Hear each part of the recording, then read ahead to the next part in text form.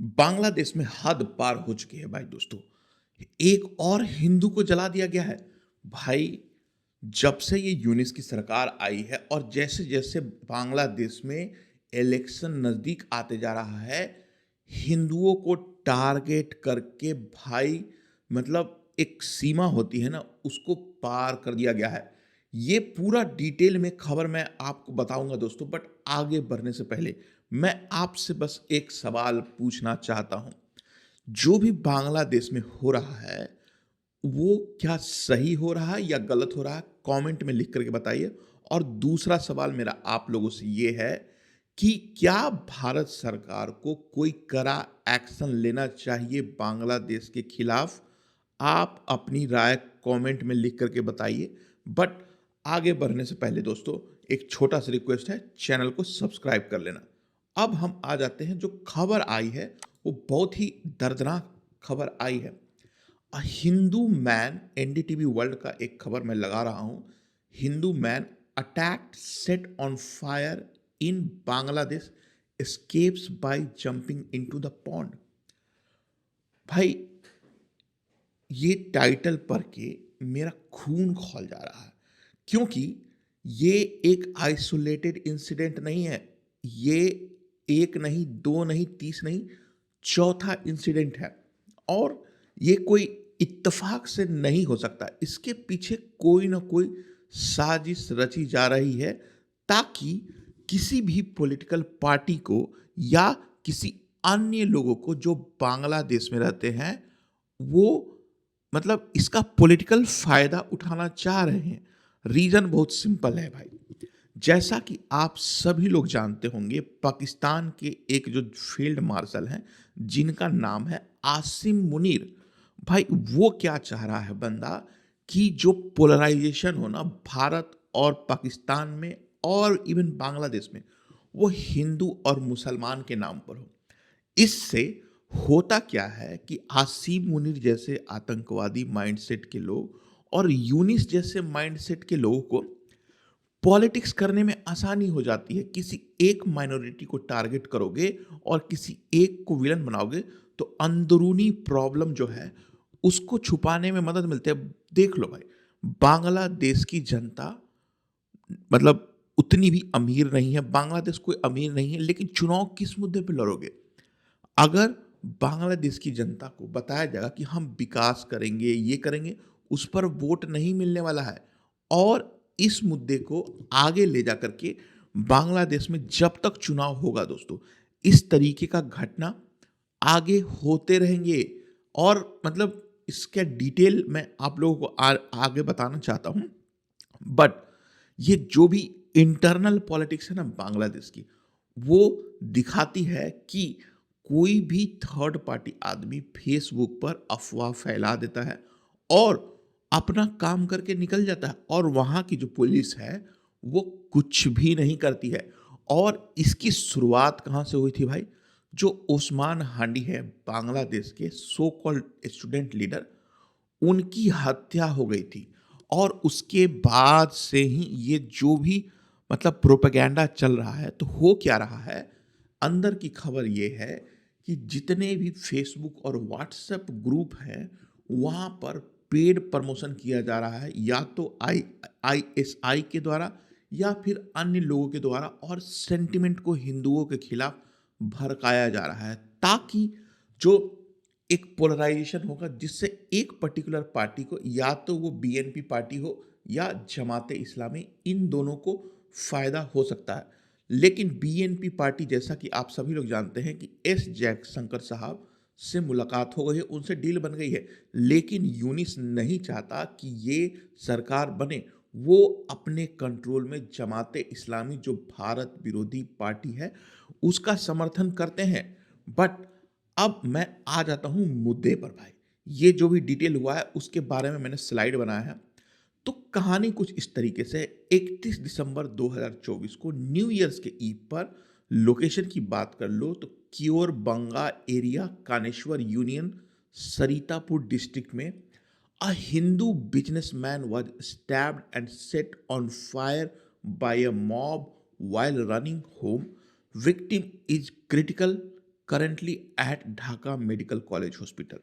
तो ये जो भी घटना हुई थी, एक हिंदू बिजनेसमैन थे, उनको क्या किया है इन लोगों ने, कुछ मॉब, मतलब एक नहीं दो नहीं, मतलब सैकड़ों के लोग आए और उनको मारा गया, उनको चाकू डाला गया, और इतना ही नहीं भाई, उसको जिंदा जलाने का प्रयास किया गया। लेकिन जो जो आदमी थे, जो व्यक्ति थे, वो किसी पॉन्ड में कूद गया और जिससे उनकी जान बच गई। बट बची क्या है भाई, मतलब अर्ध मृत्यु की अवस्था में वो जा चुके हैं। हो सकता है उनकी मृत्यु हो जाए, बट ये बहुत ही शॉकिंग है। जिंदा जलाना, मतलब वहाँ का कानून बन गया है, वहाँ के लोगों में थोड़ा-सा भी सिम्पैथी नहीं है। ये जो भी लोग कर रहे हैं ना, एक्सट्रीमिस्ट लोग वहाँ के, बहुत ही खतरनाक हैं, और इस तरीके के इंसिडेंट्स मतलब दिनों-दिन बढ़ते जा रहे हैं, और ये कोई आसानी से नहीं हो सकता। इसके पीछे एक लोग हत्या कर सकता है, वो मैं समझ सकता हूँ, बट टारगेटेड मॉब लिंचिंग, सारे लोगों को ऑर्गेनाइज़ करके एक व्यक्ति को टारगेट किया जा रहा है। इसमें पॉलिटिक्स हो सकती है, साथ ही साथ इंडिविजुअल लेवल पे किसी भी बंदे को कोई भी पैसे वाला बिजनेसमैन पसंद नहीं आता है दोस्तों। अब यहाँ पर जो विक्टिम हैं, जो परिवार के व्यक्ति हैं, उनका क्या कहना है वो समझ लेते हैं। जो नाम है, उनका नाम है Khokon Chandra Das. The attack he was targeted specifically while alone. जब वो अकेले थे तब उनको टारगेट किया गया था। और इनका प्रोफेशन क्या है? He runs a medical store. जो अटैकर्स है ना, local mob identified by the victim, मतलब जो विक्टिम है वो बच गए हैं, खुदा का लाख लाख शुक्र है, और वो उनको इलाज के लिए ढाका ले जाया गया है। Described by the family as a simple man who harm no one. तो उनकी जो वाइफ हैं, अम, कोकन चंद्र दास, उनका इंटरव्यू लिया गया है एनडीटीवी द्वारा, और उन्होंने बोला भाई, हमारा किसी से कोई दुश्मनी नहीं है। मान लो कि पुलिस इन्वेस्टिगेट करती है और इसको अंडर द रग ले जाने का प्रयास करती है और बोलती है कि भाई ये उसकी दुश्मनी थी किसी से, इसके लिए उसकी हत्या करने का प्रयास किया गया। भाई हत्या करना है, गोली से मार दो, चाकू से मार दो। मॉब को इकट्ठा करके जिंदा जला करके उसका वीडियो बना करके सर्कुलेट करने का क्या रीजन है? मतलब ये सिर्फ और सिर्फ एक गंदी राजनीति चल रही है और कुछ भी नहीं है। इसको हेट क्राइम बोलते हैं। अगर मैं बात कर लूँ भाई सीक्वेंस ऑफ द इवेंट की, तो mob intercepted him on his way home. मतलब जब वो घर जा रहे थे तो कुछ लोग वहाँ पर आए और उनको पकड़ लिया, और इतना ही नहीं, उनको चाकुओं से मारा गया और उनके सर पर हमला किया गया और पेट्रोल छिड़क करके जलाया गया। आपको याद होगा एक और आदमी था दीपू दास, उसके साथ भी यही हुआ था। द द थिंग इज कि ये चीजें रिपीट हो रही है और वहां की सरकार कुछ भी नहीं कर रही है। Survival, Khokon jumped into the near pond, आपको बता चुका हूं, और इसके कारण उसकी जान बच गई, नहीं तो इनकी भी मृत्यु हो जाती। अब इनको जो इंजरी आई है वो सीवियर बर्न है, मतलब हेड और स्टैब, मतलब आप समझ लो ना। इतना डिटेल में मैं क्यों बता रहा हूँ आप लोगों को, ये जानो आप, क्योंकि जो वहाँ पर अटैक हो रहे हैं कोई आइसोलेटेड इंसिडेंट नहीं हो सकता। It can not be an isolated incident. वहाँ पर उस्मान हांडी की हत्या होती है, और उस्मान हांडी एक रेडिकलाइज्ड मुस्लिम आदमी था जो भारत के विरोध में था। उसी का बदला लिया जा रहा है भाई। और मतलब निहत्थे हिंदुओं को चुन चुन कर टारगेट किया जा रहा है। That's not right. अब उनकी जो पत्नी है सीमा दास जिनका नाम है, उन्होंने बोला है कि my husband recognise two of the attacker, that is why they tried to kill him. Okay, wife arrive to find his body still burning. मतलब एक पत्नी के लिए कितना खराब दिन होगा जब अपने पति को जलता हुआ देख रही हैं। और मतलब ऐसा नहीं है कि बांग्लादेश में सारे लोग मतलब नाराज हैं। कुछ विलेजर्स का रोल है जो rush to the spot after he scream from the pond.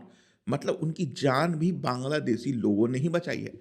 But जो एक कम्युनिटी में इस तरीके का काम हो जाए और वहाँ के लोग कुछ नहीं करें, ऐसा हो नहीं सकता। लेकिन ये टारगेटेड किलिंग है। अगर बांग्लादेश की सरकार को इतना ही फ़र्क पड़ता है कि किसी हिंदू की रक्षा करना है, भाई योगी मॉडल अपना लो, जैसे उत्तर प्रदेश में होता है, कुछ भी करो भाई तो इनकाउंटर कर दो पहले। तो एक दहशत और जो कानून व्यवस्था है ना, लगभग चरमरा गई है और वहाँ के सोशल मीडिया को सही तरीके से मॉनिटर नहीं किया। ये बिना किसी भी ऑर्गेनाइज्ड इवेंट के और मतलब नहीं हो सकता, आप सभी को पता है। और ये वीडियो बनाने के लिए किया गया था। पुलिस की बात कर लेते हैं भाई। हमेशा की तरह हिंदी फ़िल्मों में जो पुलिस लेट से आती है, इसमें भी वहाँ जो पुलिस स्टेशन का नाम है, दमुदिया पुलिस स्टेशन, ऑफ़िसर इंचार्ज उनका नाम है मोहम्मद रबीक हक। स्टेटस ये है कि जो सस्पेक्ट्स हैं ना, वो क्राइम से भाग चुके हैं और नो अरेस्ट कन्फर्म्ड येट, अभी तक किसी को अरेस्ट नहीं किया गया है। जो 2 लोग जिनका नाम बताया जा रहा है, जिसको खुद जो आदमी बच गया, उसने ही बताया है। एक का नाम है रवि एंड दूसरे का नाम है सुहाग। और जो सो कॉल्ड ऑफिशियल स्टेटमेंट है, efforts are under way to arrest them, मतलब बोल रहा है कि हाँ, अभी हम लोग तलाश कर रहे हैं। मुझे नहीं लगता कि इन लोगों को पकड़ने के बाद कुछ होगा, कि ये 2 तो पपेट है। जो मेन इंसिडेंट और क्राइम हो रहा है, उसके पीछे कोई ना कोई बड़ी साजिश है। उसका पर्दाफाश करने में बांग्लादेश की पुलिस बिल्कुल भी नाकामयाब है। क्योंकि जब तुमको पता है कि there is a hatred that is coming towards a Hindu community, आपने क्या किया वहाँ सैनिटाइज करने के लिए, वहाँ के लोगों को सुरक्षा देने के लिए? कुछ कम्युनिटी में बातचीत हुआ? कोई बातचीत नहीं चल रही है, बस कोई भी आके अटैक करके चला जाता है।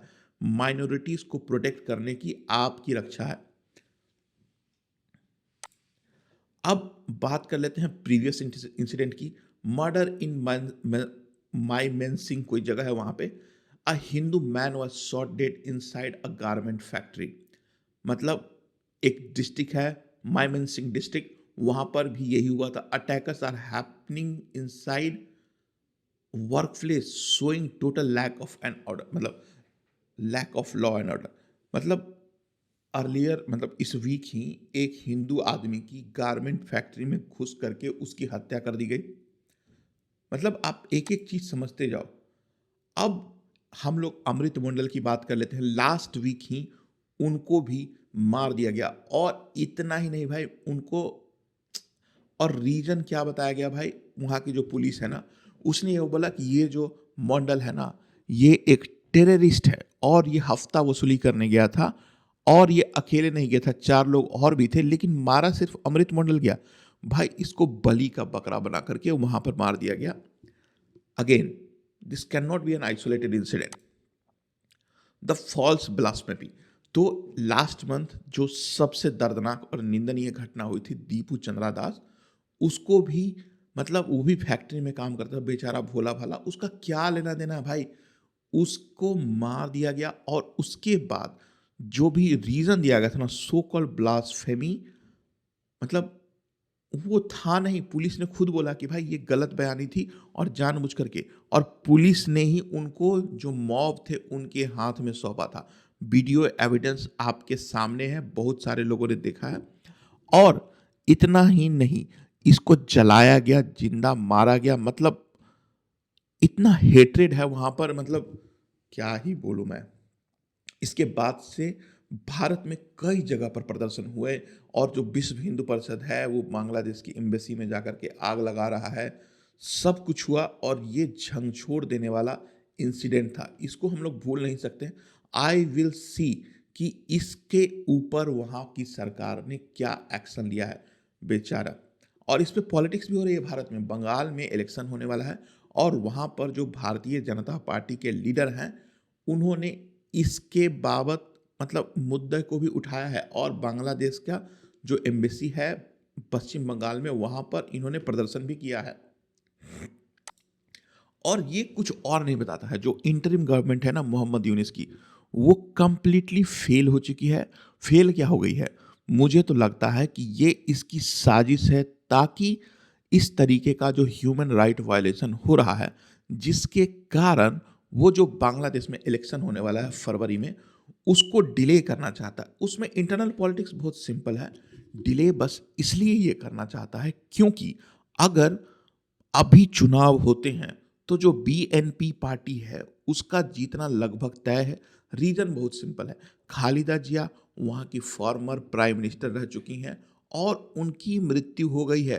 तो उनके जो समर्थक हैं उनमें जो सिंपैथी का माहौल होगा, उसके बाद उनके लिए चुनाव जीतना आसान भी हो सकता है और कोई क्लियर कट अपोजिशन भी नहीं है, क्योंकि शेख हसीना जो एक पावर में रहने वाली पार्टी थी उसको बैंड कर दिया गया है। और जब कोई अपोजिशन ही नहीं रहेगा तो ऑब्वियस सी बात है, जो स्ट्रॉन्गेस्ट कंटेस्टेंट होंगे, आप समझ लो local by local, seat by seat जितने भी चुनाव होंगे, या तो एक बीएनपी जो इस्टेब्लिश्ड पार्टी है उसके कार्यकर्ता हैं, सारे लोग समर्थन हैं, कोर वोट बैंक है, उसके बाद जब वो बेस के साथ मतलब पॉलिटिकल कैंपेन स्टार्ट करेगी तो इनका पलड़ा भारी ही रहेगा। और इस जयशंकर साहब ने अभी खालिदा जिया के जो श्राद्ध कर्म हुआ था उसमें गए थे वो, और उन्होंने बीएनपी पार्टी के लीडर को भाई एक पर्सनल चिट्ठी दिया था जिसमें मोदी जी का संदेश था। तो आप समझ रहे हो, भारत ने सेलेक्ट कर लिया है कि वहाँ के फ्यूचर के प्राइम मिनिस्टर कौन होंगे, और इसी को डीस्टेबलाइज करने के लिए और मतलब जितना भी डर्टी पॉलिटिक्स हो सकता है उसका यूज किया जा रहा है बांग्लादेश में। अब आ जाते हैं मुद्दे पे। अगर बांग्लादेश में सेफ नहीं है तो हमारे पास ऑप्शंस क्या है? पहला तो ऑप्शन यही है, चिटगोंग वाला एरिया जहां पर हिंदू बहुल आबादी बहुत सारे संख्या में रहती है, त्रिपुरा से लगा हुआ है, भाई वहां से उसको काट दो।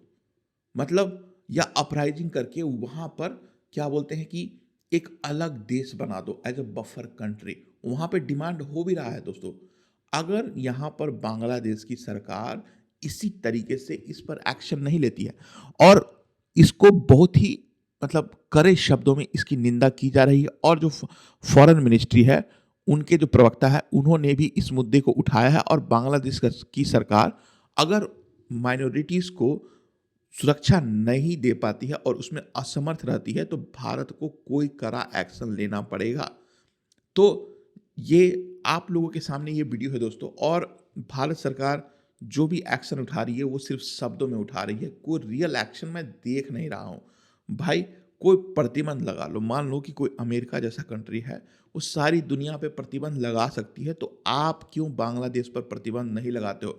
ब्लॉकेड कर दो, इकोनॉमिक ब्लॉकेड कर दो वहाँ पर। मतलब चारों तरफ से घेर लो कि भाई जब तक आप माइनॉरिटीज की सुरक्षा नहीं करोगे तो मैं आपको खाने नहीं दूंगा, पानी रोक दूंगा। There are so many thing that you can do. हर बार मिलिट्री की जरूरत नहीं पड़ती है, आप ये भी कर सकते हो। मैं उम्मीद करता हूं मोदी सरकार से कि अभी जो भी हो रहा है उसको लेकर के, खासकर क्योंकि मोदी सरकार खुद हिंदूवादी और सनातनी पार्टी मानी जाती है, अगर उनके राज में बांग्लादेश में मतलब ऐसा नहीं है कि ये कोई बहुत दूर देश में साउथ अमेरिका में हो रहा है या कहीं और हो रहा है, वहाँ भी होगा तो आपको आवाज़ उठानी पड़ेगी। ओके, तो बांग्लादेश के ऊपर मैक्सिमम प्रेशर डालना चाहिए। और आगे चलकर मैं क्या बोल सकता हूँ, आप अपनी राय कमेंट में बताएं दोस्तों, और वीडियो देखने के लिए धन्यवाद। और अगर यहाँ तक पहुँच गए हैं तो चैनल को सब्सक्राइब कर लें।